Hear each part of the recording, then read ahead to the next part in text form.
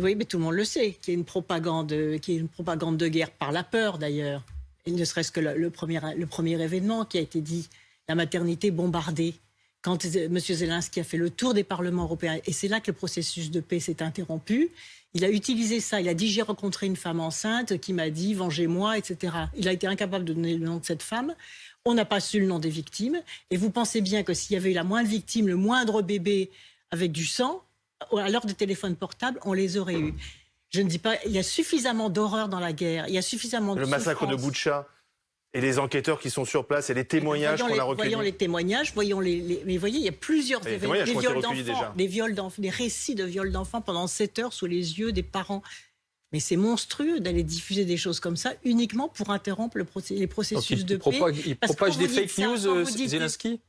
Est-ce qu'il propage des fake news, Zelensky ?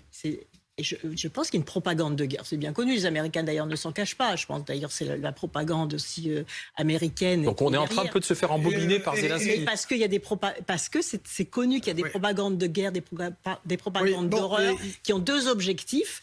L'objectif de remobiliser ses troupes. Quand Zelensky dit nos soldats sont torturés, eh ben ça remobilise les troupes qui se disent c'est horrible parce que ça sème l'horreur.